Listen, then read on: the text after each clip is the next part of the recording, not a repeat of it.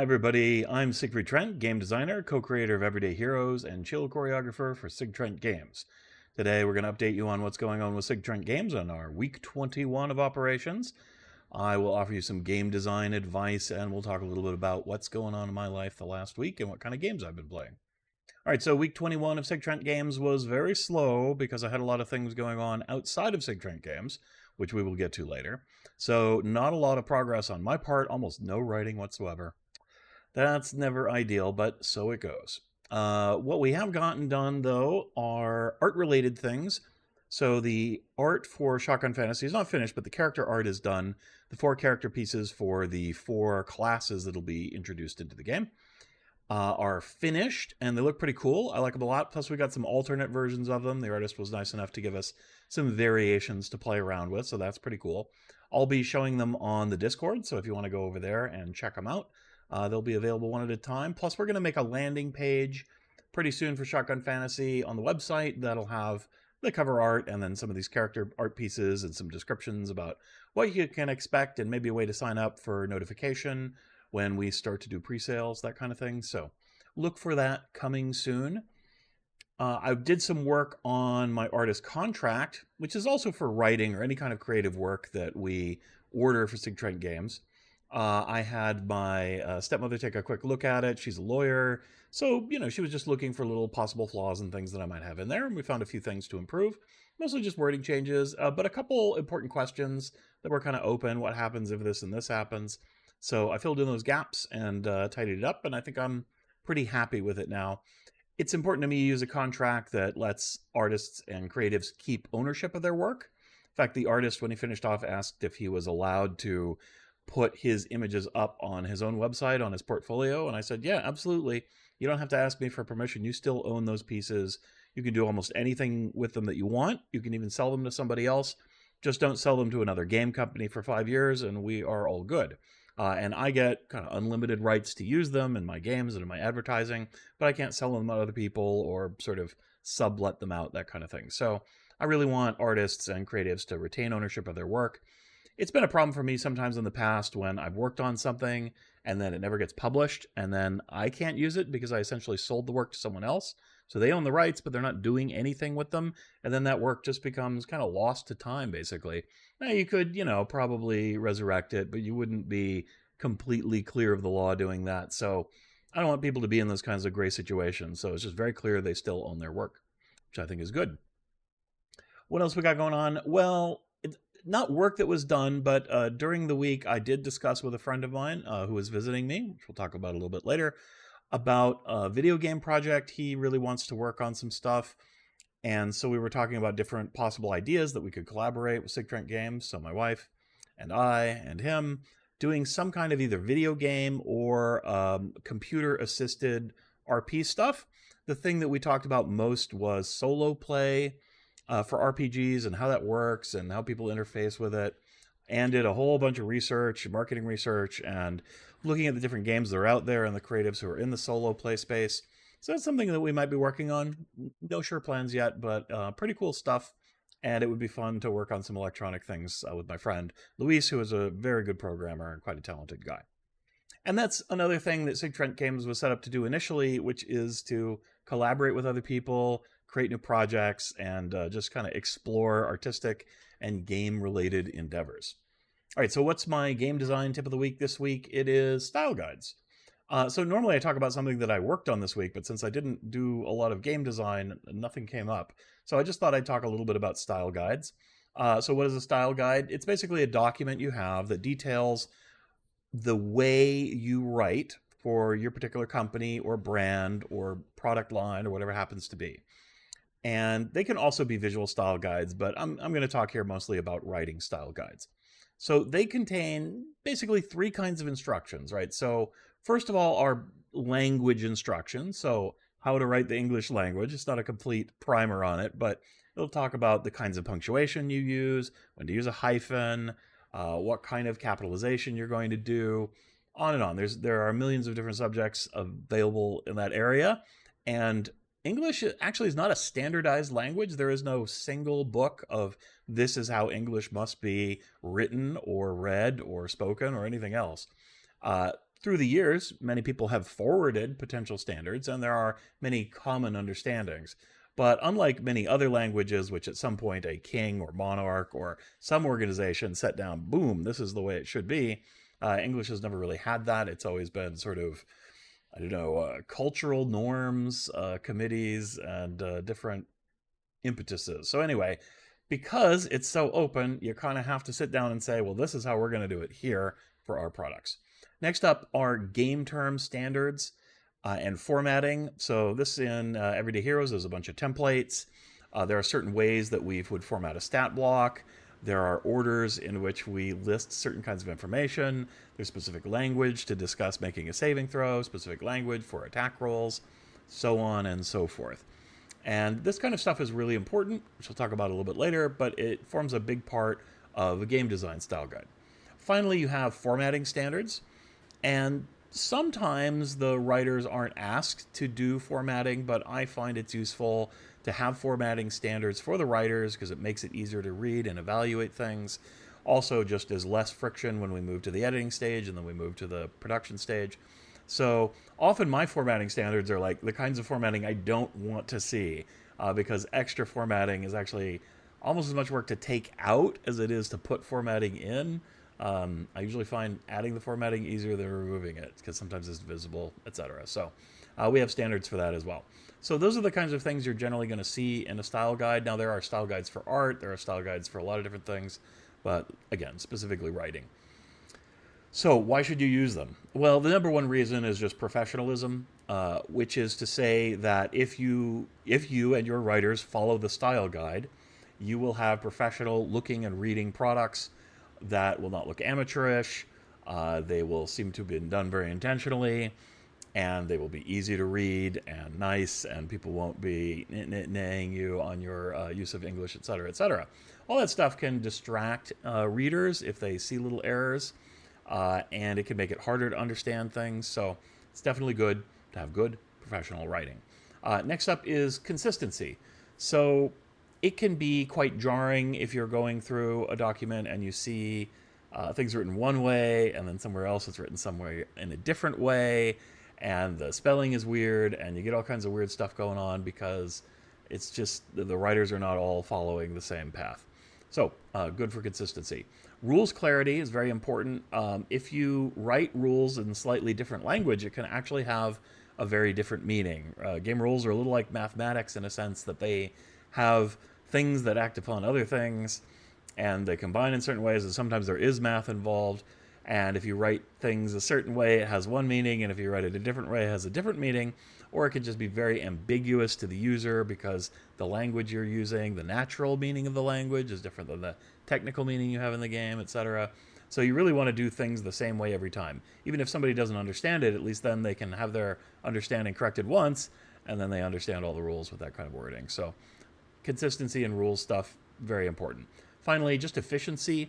So if the first person who writes material does it correctly and in the way that you want it to be in the final product, then there's less work for the editors, there's less work for proofreaders, there's less work for the layout people. Everybody along the line is just going to run a lot more smoothly. And so it definitely helps with efficiency if people have and use a style guide. So where can you get a style guide? Well, you can kind of get one from other locations or you can make one yourself. Usually it's kind of a hybrid process. So for English language itself, there are a number of common style guides that are used in professional publishing all throughout the English-speaking world, such as the Chicago Manual of Style, which is used by Evil Genius Games, and we use it at SigTrent Games. There's the MLA, I forget what that one stands for, the Associated Press Style Guide. So basically an organization that does a lot of publication needs some standards, and because those are big organizations, those standards become used through wide areas of the industry outside of the organization that initially established them. Now, I want to point out here that style guides are copyrighted material. So just like a game book or a novel or anything else, you can't just go copying people's style guides and selling them as if they were your own. That would be plagiarism. So you can use other people's style guides. That's perfectly permitted. And you can say to your authors, hey, we use the Chicago Manual of Style, go get a copy, right? But if you give them a copy and you didn't pay for that copy, well, then you're violating copyright law, and that's no good. If you copy and paste stuff out of the Chicago Manual of Style, call that the Manual of Sig, and then you give that to people, that's also not cool. So don't do that. But most organizations don't have a big problem if you reference and use the style guides that they freely publish and make available on their websites, etc., etc. So one place to get them is first-party publishers. So if you're doing 5e work like we were at Evil Genius Games, then we referenced the Wizards of the Coast style guide. And we said, okay, well, until we have our own style guide, we're going to use that one. Then later on, I made an addendum for that style guide that basically has the things that we do differently than Wizards of the Coast, because the Everyday Heroes rule system is a little bit different, and we're not a fantasy game. And there were certain kinds of, to me, improvements in wording that I wanted to make that I felt were just easier to write for and made the game a little more clear. That's a process that I keep doing here at SigTrent Games. You can get them from other publishers who are not ones that you're publishing their stuff. There's sort of like less that you can use from those, but it's a good starting point. So if they share them publicly, then you can reference people to use those style guides. Probably perfectly fine. There may be content in there that doesn't apply to your company. So again, you could do an addendum of some kind. Of course, you can always read their requirements and then write your own document. The requirements themselves are not copyrighted. It is the way they are written out and how they are expressed. So you can use the rules, but use your own wording and instructions and make your own style guide that way.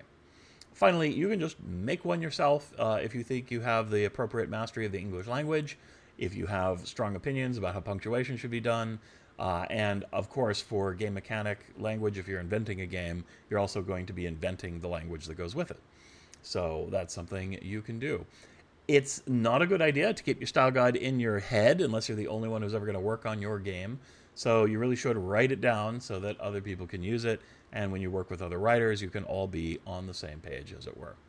So which brings us to how to use them. So first of all, if you're a writer, a game designer, and you're working for a new company, always ask if they have a style guide. Not everyone does.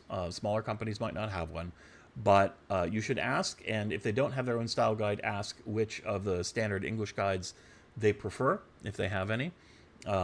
It's just a good way to make yourself look more professional because you're thinking about these things.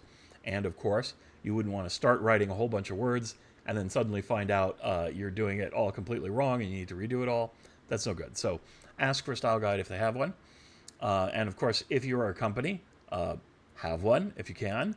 And make sure that you offer it to new writers when you're onboarding them. Say, okay, part of the initial package, when you agree to do work, is say, here's the style guide that we use. We need you to read through it or at least look it over. And we need you to be responsible for following those rules. Now, is everyone going to perfectly match the Chicago Manual of Style? No, that's why we have editors. But you should at least be trying to do so.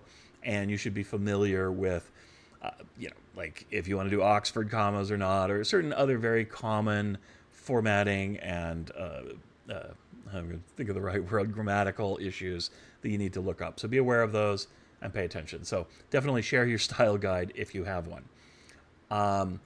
You want to reference the style guide when you're having a discussion about how to do something and you say you should do it like this.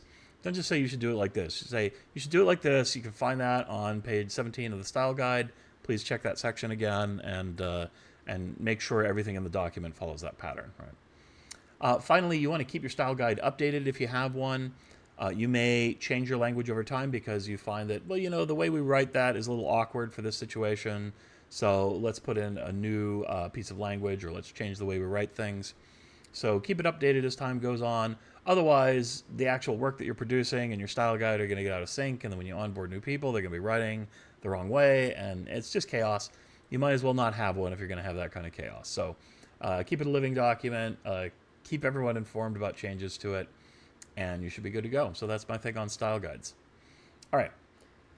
What have I been playing this week? I played a little bit of Phasmophobia. There's a new update that changes the way you collect evidence. It used to be only Polaroid pictures of ghost things counted as evidence of ghosts, but now you can do ghost recordings of the things and sounds that they make, and you can do video of different ghost activities. Definitely makes the game feel more like a real ghost hunt and expands, I don't know, my sense of verisimilitude in playing the game and gives you more to do while you are playing. Usually the core thing you do in Phasmophobia is try to sort of guess what the ghost is. That's sort of whether you win or lose a mission. Well, I guess also not dying is important. But you make extra money by collecting evidence, and I think in some ways the collecting evidence is the more interesting part of the game once you've gotten the guessing thing down. Because then you're just sort of like, I don't know, you do more ghost observation, and that feels a lot more like what you see in a ghost hunting kind of show, which is what this game is all about. I played a little bit of Baldur's Gate 3. I had this discussion with my sister last week about it. We were just talking, and that kind of got me excited about the game. So I played a little bit of. I have a naked dwarf druid, and I just play him because he's really funny, and he's a druid, and so he doesn't wear many clothes. And it's just very funny when you're in these silly situations where you're having a serious discussion or your life is on the line, and there's this crazy hairy dwarf acting like a goof. So I had a fun time with that, but he did get killed, and I was on honor mode, and I decided, you know what, I'm just going to honor mode in this time and let him go. There wasn't a lot of impetus to get through 120 hours of gameplay with a naked dwarf. I had my fun. It was funny. We'll get back to role-playing a character, and I didn't really have a sense other than he's a goofy druid, exactly what he wants out of life. So I switched over, and I haven't played many of the companion characters in the main storyline, so I decided to play Gale, who's, I don't know, me and my sister were discussing favorite characters. Not who my favorite characters are, but Gale's one of the more interesting ones to me. His story is very curious. He has a very particular personality, and so I thought I could roleplay him pretty well and try to be true to Gale, although obviously Gale can go in different directions during the story, so we'll see how I feel as we go through it. In the early part of the game, you don't need to make many momentous decisions, except whether you're kind of going to help innocent people or not, and Gale's definitely going to do that. He's generally a nice guy. He's just a bit corruptible by power and tempted by the dark side occasionally, not because he likes evil, but because he likes control, he likes power. So we'll see how that goes. I definitely had him go ahead and partake of the tadpoles. We'll see where he goes. I just got up to level 5. I also decided everybody in the party who I run with, every other character, is going to have to cast spells of some kind, even if they're just a few spells. And cantrips for your origin race don't count, so you got to have some spells from one of your classes. So that's kind of a fun little extra restriction for my characters. I haven't played very much of it this week, but I played some last night, had a good time. Also, I got, because of the Steam summer sales going on, I picked up Mech Warrior 5 Mercenaries, which I heard is really good. Got some of the DLC for it. I've only played 2 missions. It's pretty cool. The story didn't grab me very much right away, but running around in a big stompy mech shooting things, very satisfying. I do kind of like shooter games, but I'm not very good with fast reflexes. And Mech Warrior 5, well, it doesn't require fast reflexes. It's a little bit more strategic than that. It's about getting yourself in the right position, choosing the right approach on a mission, that kind of thing. So I think I'll enjoy it, have a good time with it. So, life in general, why did I not work on SigTrent Games very much this week? There's a few different answers. The main one is my friend Luis visited from out of town. He planned this vacation a while ago, but we weren't totally sure if I'd be available and we'd be able to get together, but we did. We had a good time. We went out to Westport, which is another beach town in this area. That was really fun. We ate out a bunch, went to some places I haven't been before, which was really cool. We played the Exit game, which is like an escape room puzzle game you get in a box.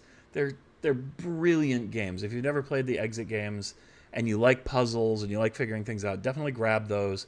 I love the more difficult ones. Some of the puzzles and the solutions are fiendishly clever. They don't require like advanced mathematics or anything crazy like that, but just thinking, as it were, outside the box, coming up with creative solutions. Interestingly, you destroy these games as you play them. You have to cut things up and do all kinds of weird physical things with the clues and objects. This one had a candle that you used to cast shadows and do other things. It's just incredibly clever, the depth of gameplay that you get in a little box of paper printouts and cardboard things. They're brilliant. I really am in awe of their game design skills. So the Exit games are amazing. We played like a double one. It was like a bigger box and it had 2 different sessions. We played both of those over the week and just had a great time. I had a lovely time. Louis said he had fun. So that was great. And we talked about solo play quite a bit while we were driving around and talked about that project that we may work on in the future. I got a project folder set up. That's kind of my first step in doing any kind of collaborative project with other people. Make a Google folder, put some docs in it, put the notes of whatever we talked about, so on and so forth, and then a place for other people to put their stuff. So that was pretty cool. I also had jury duty during those same 3 days. which is why I wasn't sure if I was going to get to spend time with my friend because I might be stuck in a courtroom. Turned out my jury duty was not as long as I thought, but I had to drive to the county seat in order to go sit for selection, et cetera, et cetera. I'm happy to do my duty. I think the justice system is very important, and juries are a super important part of that. So I'm never going to shirk on my jury duty. I'll go in, I'll answer questions honestly. I've never been impaneled on a jury before, but I've gone down for jury duty, I think, 2 times now. So I'm always up for it. I actually find courtroom stuff really interesting. I watch legal videos and stuff like that, which probably means I'd be a terrible juror, but who knows. Anyway, I didn't get impaneled. The only trial that was set for that day, one of the witnesses was sick, and so they just didn't do it. So they sent us all home after we got there and watched a little introductory video. Also, I got summer hours at the shop. 4th of July weekend and this period of summer is the absolute busiest tourist time for the town of Ocean Shores that I'm in, which means my gift shop, which appeals primarily to tourists, is at its very busiest. We got the most customers. We need the most staff on hand. And they're pretty long, tough days, helping a lot of people, scrambling around, getting stuff done. So a lot of work going on that front.